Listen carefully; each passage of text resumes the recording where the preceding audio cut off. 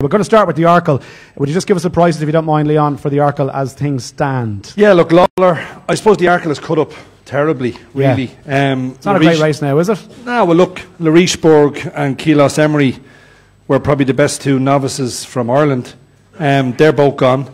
So Lawler now, very impressive in November when he won at Cheltenham. He's the 11-4 favourite. Glenn Forsa, who caused a huge upset winning the last day, he's second favourite at 7-2. Defi Desoy would be my idea of the winner. He's probably going to go for the JLT, is he not? Well, I don't know. Look, it's not one of no bets, so it doesn't really matter if you back him for this. He doesn't really get your money back. But okay. I just think, having won a Triumph, he finished second to Robbie on Lost in Translation on New Year's Day, and then he reversed the form next time out with Lost in Translation. I just think in a poor enough Arkle, Defi Desoy for me is 4-1. Duke de Ginevra, 5-1. Paloma Blue is interesting for Henry. A very good hurdler, but has his own ideas about jumping. But if he got it right on the day, he could run a big race. But for me, it's a poor enough Arkle. And how did you put Duke de Ginevra at 5-1? I mean, what sort of a bookmaker will put a horse to 3 runs to win a novice chase and win Balone Gordon and offer the public 5-1? I told you we were going to regret this. It's going to be a long night for you. I mean, that's not a bookmaker. Like, that's a robber. Well, look, at the end of the day, he won easy last time out, Hugh. He's trained by a genius, and any amount of improvement is open for Willie Mullins' Ted. But look, at the end of the day, you said it yourself, it's a poor Arkle. I don't know. Should he be 5-1? Probably not. But what else is in there, Ted, in terms of... It's a very weak Arkle. You have a lot of people looking in here now and listening. I don't think many of them want to back Duke de Ginevra anyway. I don't think there's many here want to back Duke de Ginevra. Yeah, if they do, I'll give them a bigger price. There's no problem. If any fella wants to back him 10-1. I won't give him 10-1. You must want to back him. He must have a few fellas in the audience here looking for 10-1 to back Duke de Ginevra. Ruby will be on him. And Ted, is there anything that stands out to you as a horse you'd like to be on side with in this race, given, I suppose, Larisburg is out, and he was, for a lot of people, was the big favourite going into this? Not really. Obviously, I'd like an Irish horse to win it, and I don't see any of them that stick out like we had a few over the years. We've had some very good horses in the Arkle. There's none of them there now. Johnny Burke's horse, Glenn Forsa, Mick Shannon's horse, jumped well the last day, galloped away. He could. Kalashnikov has drifted right out to a big price at 10-1. He didn't operate going right-handed. He might be better going left-handed. I don't know. You'd want a bit of value there now in each way bet, something at 7 or 8-1. Nothing I'd like to have a few quid on anyway. I said to you, Jane, a few times, the one I do like at a bigger price is Hardline for Gordon Elliott. You know, I got no luck the last day. He is a quick horse. He destroyed Get a Bird in Limerick, and I thought that was very impressive, albeit Get a Bird didn't quite land at the last. But who do you like here? Yeah, we just spoke about this before. Definitely wouldn't be taking any short prices in this race. Lawler, he's 11-4, and Ornua is 12-1, which I just find a small bit staggering when Ornua was 10 lengths ahead of him in the Henry VIII when he finished second to Dynamite Dollars, wasn't it? Who's now knocked out as well. So I think Lawler's a false price. He's going purely on his hurdling form, which we know doesn't often translate. And I think the same applies to Kalashnikov. I don't think he's taken like a duck to water to fences. I don't think he's a natural. And I actually thought a few weeks ago that she might revert back to Stairs Hurdle or something like that.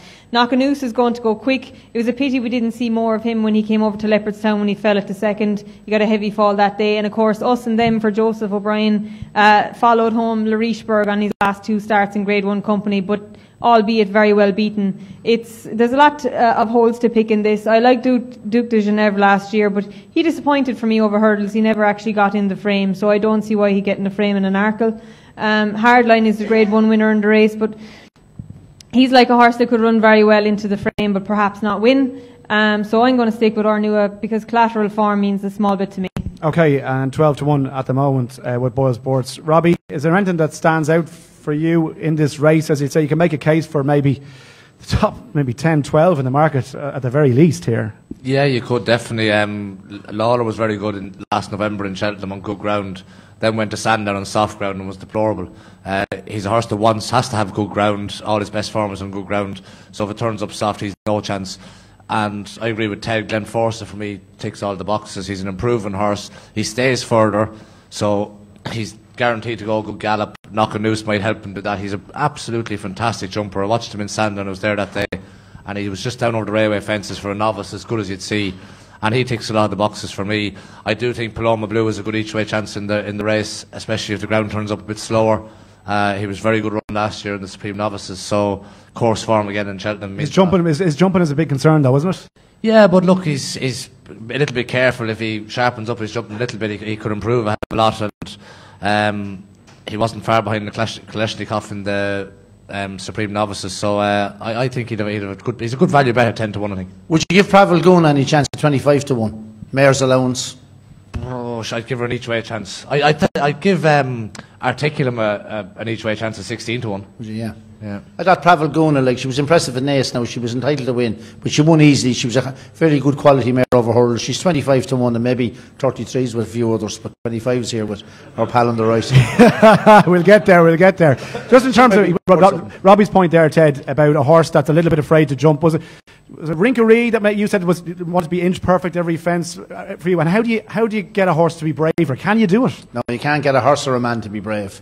They're either brave or they're not brave. Okay. When a fella goes for the ball, if he's looking behind him to see who's coming, he ain't brave. Yeah. You know, and the same way with a horse. If he's not brave, he's not brave. You can make a horse maybe careful. And there's a thin line, isn't there, Robbie, between being, we say, cowardly and cute.